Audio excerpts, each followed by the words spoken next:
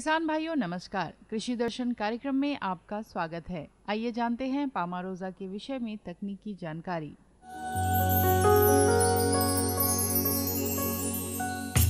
छत्तीसगढ़ के इंदिरा गांधी कृषि विश्वविद्यालय रायपुर में पामारोजा की खेती करके स्वरोजगार के क्षेत्र में एक नया कीर्तिमान स्थापित किया है।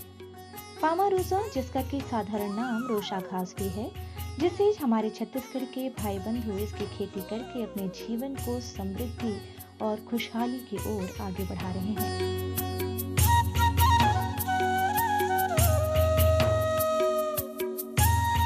पामारोजा पोएसी कुल का पौधा है, जिसका कि वानस्पतिक नाम फिम्बोपोगान मार्टिनी है।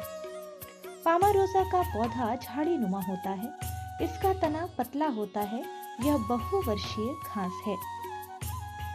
छत्तीसगढ़ के इंदिरा गांधी कृषि विश्वविद्यालय रायपुर ने पामारोजा की खेती करके स्वरोजगार के क्षेत्र में एक नया कीर्तिमान स्थापित किया है। छत्तीसगढ़ में कई प्रकार के सुगंधित फसलें हम लगा सकते हैं, जिसमें नींबू घास, सिट्रोनेला, रोज़ा, मेंथा। आज हम जिस खेत में खड़े हैं वो रोज़ा ग्रास है, जिसको हम पामारोजा भी कहते हैं। इसको किसान भाई लगाकर एक अच्छा लाभ प्राप्त कर सकते हैं। किसान भाई जो पामारोजा देख रहे हैं, इसकी जो लंबाई होती है 1 से 1.5 मीटर के बीच होती है। इसको जो लगाते हैं तो ये एक बहुवर्षीय घास है। ये 4-5 वर्षों तक इसकी कटाई ले सकते हैं। तो जब किसान भाई खेत की तैयारी करेंगे तो इस बात को ध्यान रखें कि हमको 4 से 5 साल इसका उत्पादन लेना है। तो ग्रीष्म काल में अच्छी तरह 2-3 बार ग्रीष्मकालीन जुताई कर लें। पहली जुताई मिट्टी पलटने वाले हल से, उसके बाद डिस्क हैरो या कल्टीवेटर चलाकर मिट्टी को भुरभुरी कर लें। और इसका अच्छा लाभ लेने के लिए किसान भाई मेड़ एवं नाली पद्धति के द्वारा इसको लगाएंगे। पामारोजा में जीरेनियाल तथा जीरेनाइल एसीटेट की उपलब्धता भरपूर मात्रा में पाई जाती है तथा इसका सबसे उपयोगी भाग होता है इसकी पत्तियां, जिसमें से सुगंधित तेल निकाला जाता है। पामारोजा का तेल बड़े पैमाने पर इत्र, सौंदर्य प्रसाधन, एंटीसेप्टिक, मच्छर से बचाने वाले क्रीम और दर्दनाशक दवाओं के रूप में और त्वचा रोगों में प्रयोग में किया जाता है।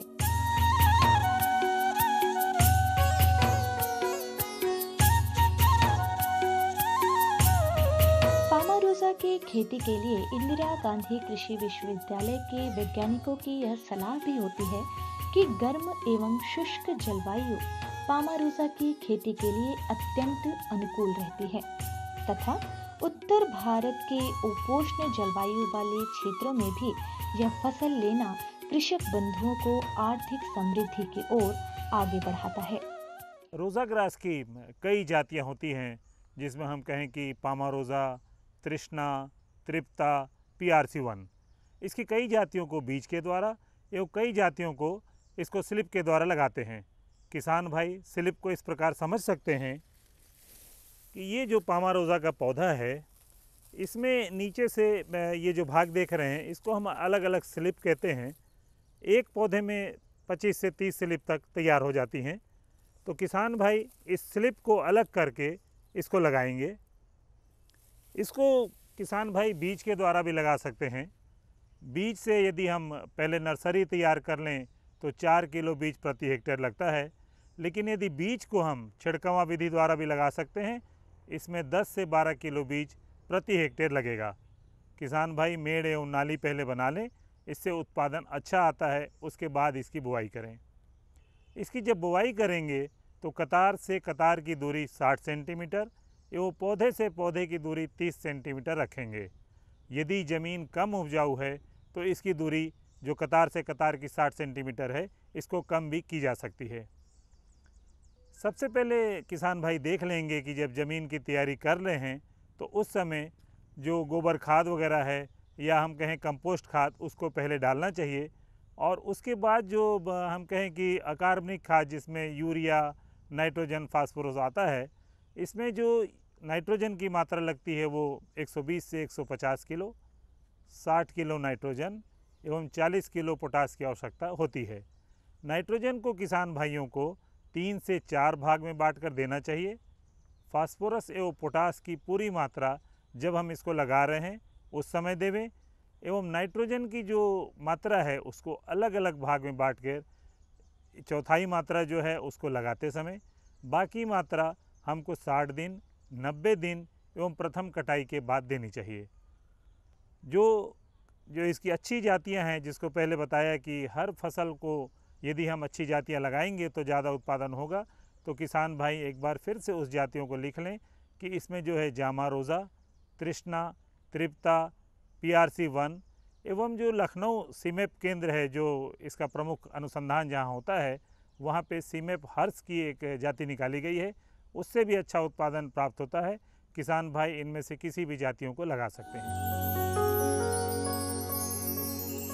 पामारोजा की खेती के लिए जल निकास वाली सामान्य से 9.5 pH मान वाली मृदाएं अनुकूल मानी जाती है तथा जल भराव पामारोजा की फसल के लिए हानिकारक होती है। असिंचित एवं ऊसर मृदा में भी पामारोजा की खेती की जा सकती है। पामारोजा की खेती के लिए खेत तैयार करने हेतु सर्वप्रथम मिट्टी पलटने वाले हल के द्वारा गहरी जुताई करें। तत्पश्चात डिस्क हैरो या कल्टीवेटर द्वारा जुताई कर मिट्टी को भुरभुरी बना लेवें। अंत में पाटा चलाकर खेत को समतल करने के बाद स्लिप को लगावें। बीज को सीधा खेत में बोने के लिए 2.5 किलोग्राम बीज को 1 मीटर दूरी पर बनी कतारों में बोनी चाहिए या 40 से 50,000 स्लिप्स प्रति हेक्टेयर में बोनी चाहिए। बीज द्वारा रोपण विधि से 1 हेक्टेयर के लिए 4 किलोग्राम बीज आवश्यक होती है। यदि छिड़कावा विधि से करना है तो 10 से 12 किलोग्राम बीज पर्याप्त होता है। ध्यान रखने वाली बात यह है कि बीज की गहराई 1 से 1.5 सेंटीमीटर से अधिक नहीं बोनी चाहिए, जिससे उसके अंकुरण पर सीधा प्रभाव पड़ता है तथा नर्सरी में गोबर या वर्मी खाद 1 से 1.5 किलोग्राम प्रति वर्ग भी अवश्य मिला दें, जिससे पौधे अच्छे व स्वस्थ होंगे। जो पामारोजा है उसके लिए सबसे उपयुक्त जो ज़मीन है उसको बलुई दोमट मिट्टी कह सकते हैं। इसके लिए जो 7 pH से लेके हम 8.5 pH तक की मृदाओं में इसको लगा सकते हैं। जो किसान भाई आधुनिक तरीके से इसकी खेती करना चाहते हैं, जिनके पास पानी कम है, वो ड्रिप विधि के द्वारा भी इसको लगा सकते हैं। इसको जैसे कि बताया कि मेड़ एवं नाली विधि द्वारा यदि हम लगाएं तो इसका उत्पादन अच्छा होगा, क्योंकि इसमें पानी जो भरने हैं उसकी संभावना कम हो जाती है। इसकी जो मुख्य विशेषता है कि यदि इसमें पानी भरा तो इसको नुकसान पहुंचता है, तो किसान भाइयों को जल प्रबंध की उचित व्यवस्था करनी चाहिए कि जैसे ही पानी भरे उसका जल निकास अवश्य कर दें। इसका जो सबसे बड़ा फ़ायदा ये है कि जिस किसान भाइयों के पास ज़्यादा ज़मीन है, जिसके पास समय कम है, जिसमें देख रेख वो ज़्यादा नहीं कर सकते, वो इस फसल का चयन करें, क्योंकि एक बार लगाने के बाद इस पर 4-5 वर्षों तक हम सीधा इसकी कटाई करते हैं, यानी बार बार इसको लगाने की आवश्यकता नहीं होती। किसान भाई इस बात का ध्यान रखेंगे कि इसको लगाते समय हमको आसवन यंत्र की ज़रूरत पड़ेगी, क्योंकि जो पामारोजा या जो भी सुगंधित फसलें हैं उसका जो प्रमुख जो भाग होता है, उपयोग का भाग, वो तेल होता है, और तेल निकालने के लिए आसवन यंत्र की आवश्यकता होती है। तो किसान भाई इसकी खेती लगाने के पहले आसवन यंत्र लगाने के लिए तैयार हो जाएं, और आसवन यंत्र खेत के पास ही होना चाहिए, जिससे कि हमको इसकी ढुलाई में बहुत ज़्यादा व्यय नहीं करना पड़े। तो जिस किसान भाई के पास ज़मीन ज़्यादा है, जो किसान भाई सामूहिक रूप से मिलकर खेती कर सकते हैं, वो इसकी अवश्य खेती करें, क्योंकि इससे एक अच्छा लाभ हम प्राप्त कर सकते हैं।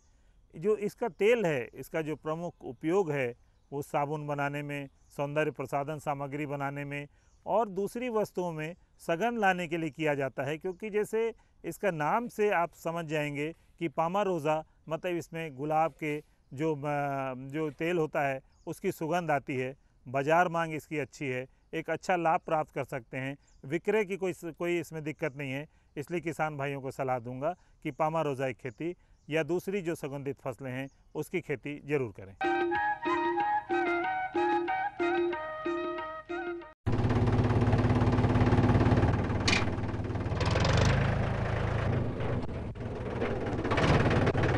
अरे हरकू वाह, बीज, कीटनाशक और आज खाद भी।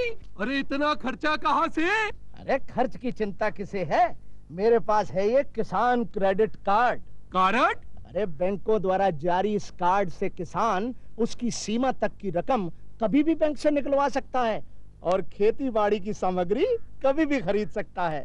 तो हरकू भैया एक कार्ड मेरे लिए भी। किसान क्रेडिट कार्ड के लिए नजदीकी बैंक से संपर्क करें और पाएं ढेर सारे लाभ। मेरे साथ बोलो ए बी। अरे नादान, बच्चे को एबीसी सिखा रहा है। अरे काम धंधे की एबीसी तू कब सीखेगा? ये देख विज्ञापन, तेरे जैसे कृषि विज्ञान सीखे हुए युवाओं के लिए भारत सरकार के कृषि मंत्रालय ने एक योजना बनाई है, ACABC। ACABC? जी हाँ, ACABC यानी एग्री क्लिनिक्स और एग्री बिजनेस सेंटर। इसके तहत कृषि विज्ञान पढ़े युवाओं का चयन होने पर उन्हें मुफ्त ट्रेनिंग दी जाती है और हाँ, अपना कारोबार चलाने के लिए बैंक से लोन भी मिलता है।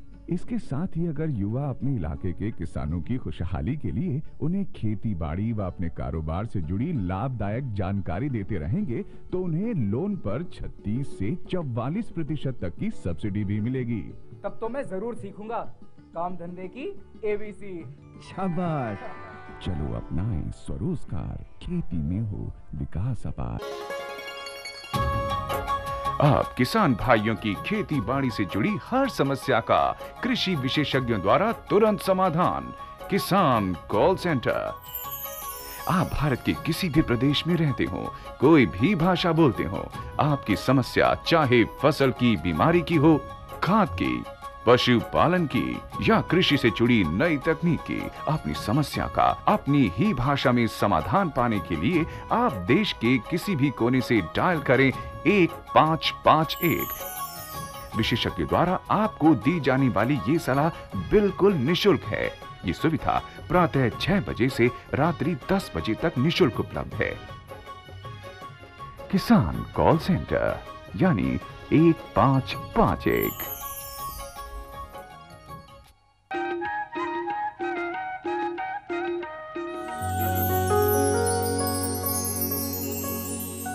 पामारोजा या रोशा घास को जड़दार स्लिप द्वारा भी लगाया जाता है।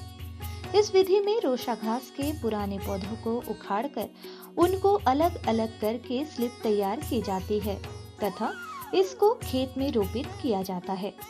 छोटी कुदाली से गड्ढे करके स्लिप को इस तरह से रोपा जाना चाहिए जिससे स्लिप गड्ढे में सीधी खड़ी रहे तथा इसकी जड़ें मुड़े नहीं। रोपाई के बाद स्लिप का निचला हिस्सा मिट्टी से पूरी तरह दबा दिया जाना चाहिए, परंतु ध्यान रहे कि पानी पौधे के पास रुका न रहे।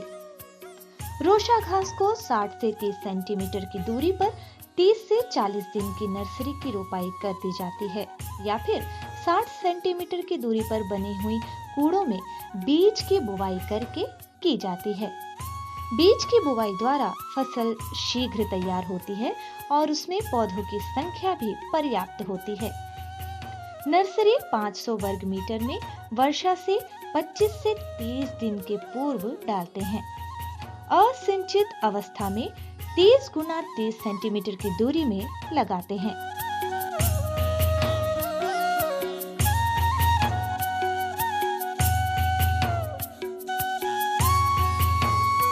$150 50 NPK किलो प्रति हेक्टेयर कार्बनिक एवं अकार्बनिक दोनों से मिलाकर देवे।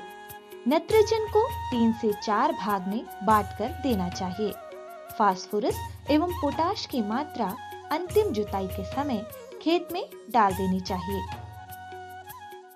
यदि हम ड्रिप पद्धति से सिंचाई दिए हैं तो ड्रिप के द्वारा ही हम खाद दे सकते हैं। इसकी जो खाद की मात्रा होती है, चूँकि इसका उत्पादन जो है बहुत ज़्यादा होता है, इसमें हम 120 किलो से 150 किलो नाइट्रोजन, 50 से 60 किलो स्फूर एवं 40 किलो पोटास प्रति हेक्टेयर यानी 2.5 एकड़ में उसकी ज़रूरत होती है। ज़मीन की तैयारी करते समय किसान भाई 10 से 12 टन गोबर की खाद को अवश्य डालें, क्योंकि इसमें मुख्य तत्वों के अलावा जो छोटे तत्व हैं, सूक्ष्म तत्व हैं, वो भी मिलते हैं, जिससे कि उत्पादन हमारा अच्छा होता है। जहाँ तक फास्फोरस और पोटास का सवाल है, उसकी पूरी मात्रा जो है उसको हमें जब हम ज़मीन की तैयारी कर रहे हैं या जब हम इसको लगा रहे हैं उस समय दें। नाइट्रोजन की मात्रा को 4 भागों में, यानी जो पहली चौथाई मात्रा है वो लगाते समय, जो शेष 1/3 मात्रा है वो 30 दिन में, 60 दिन में, और जब हम कटाई करते जाएंगे, जो पहली कटाई करेंगे उस समय दें। किसान भाई इस बात का विशेष ध्यान देंगे कि प्रत्येक कटाई के बाद इसमें जो है नाइट्रोजन खाद का छिड़काव अवश्य करें।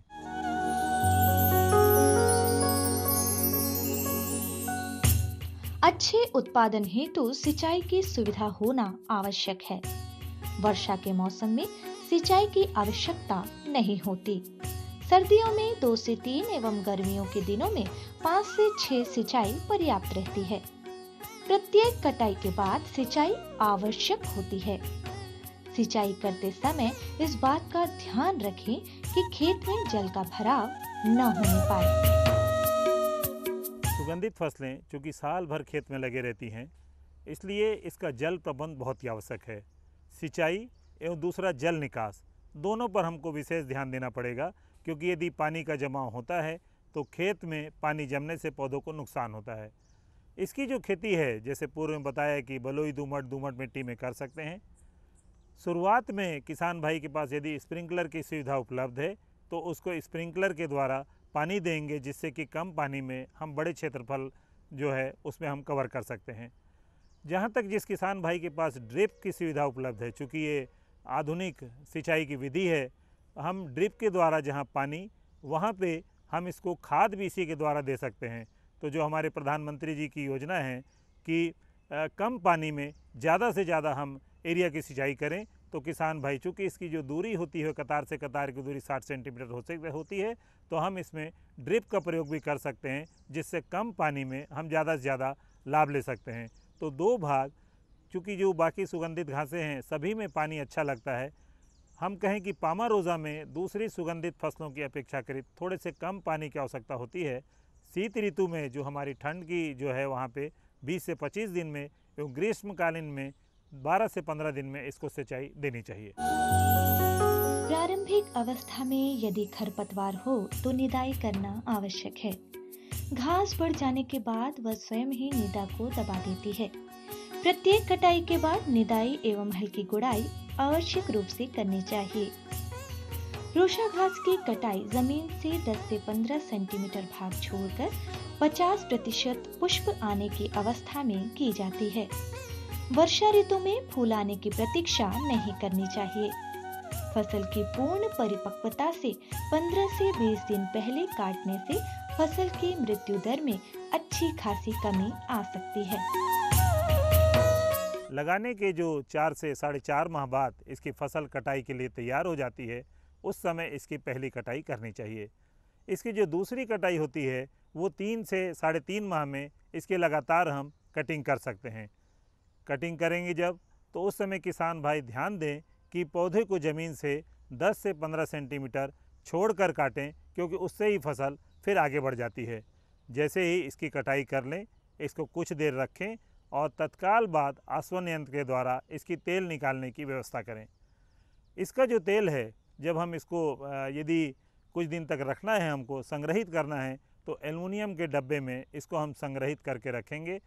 चूँकि इसकी बाज़ार मांग बहुत अच्छी है, तो किसान भाइयों को सलाह दी जाती है कि इसका अच्छे तरीक़ा से आसवन कर लें और उसके बाद एल्युमिनियम के बर्तन में संग्रहित करके रखें, और इससे जो किसान भाइयों को लाभ है वो अच्छा लाभ प्राप्त कर सकते हैं। तो इंदिरा गांधी कृषि विश्वविद्यालय में जहाँ पे हम अभी खड़े हैं वो औषधि एवं सघन उद्यान है। यहाँ पे किसान भाई इसकी खेती संबंधित और जो भी समस्याएं हैं या जो भी नई चीज़ पूछना चाहते हैं, वो यहाँ पे आकर वो इसका जानकारी प्राप्त कर सकते हैं। रोशा घास की पत्तियों का आसवन किया जाता है। इस कार्य हेतु वाष्प आसवन व जल आसवन विधि का उपयोग किया जाता है।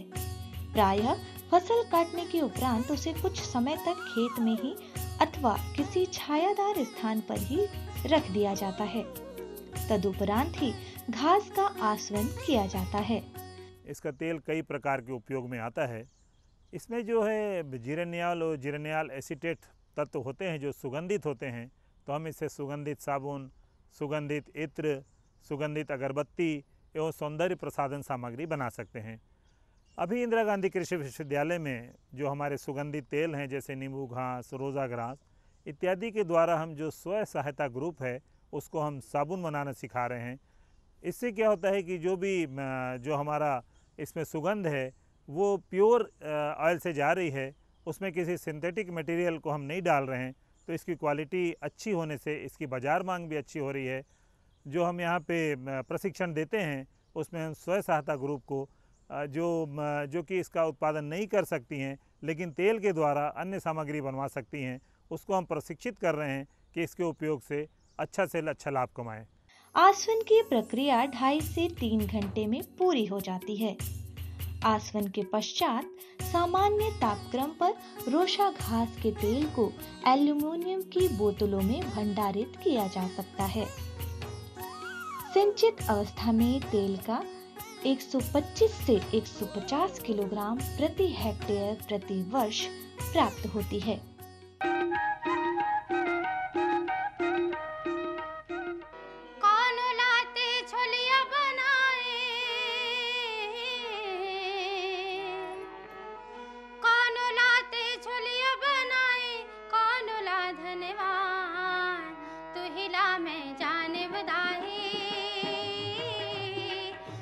पथरा के भगवान तू हिला मैं समझे मुदाही,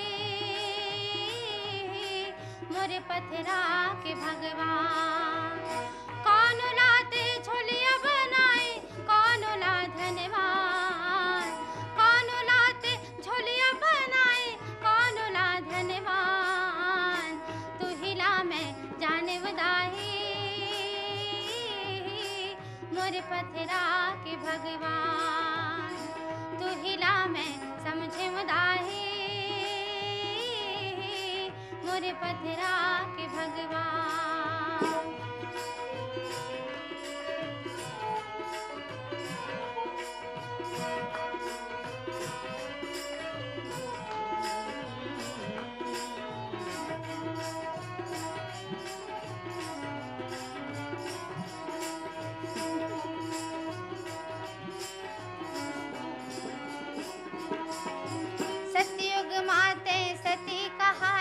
शिव भोला के नारी है, शिव भोला के नारी भवानी मोर शिव भोला के नारी। भस्मासुर ला भस्म करा के जगमा होगे नारी है, जगमा होगे नारी भवानी मोर जगमा होगे नारी।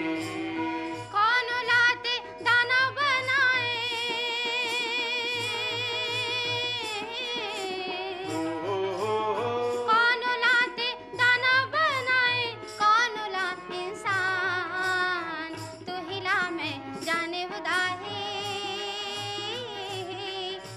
पथरा के भगवान, तू हिला मैं समझे उदाही, मोरे पथरा के भगवान। कौन लाते झोलिया बनाए कौन ला धन्यवाद, कौन लाते झोलिया बनाए कौन ला धन्यवाद, तू हिला मैं जाने उदाही, मोरे पथरा के भगवान।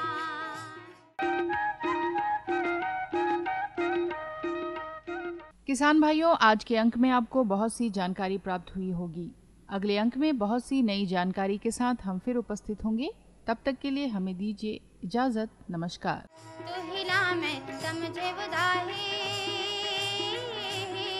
मोरे पथरा के भगवान, मोरे पथरा के भगवान, मोरे पथरा के भगवान, मोरे पथरा के भगवान।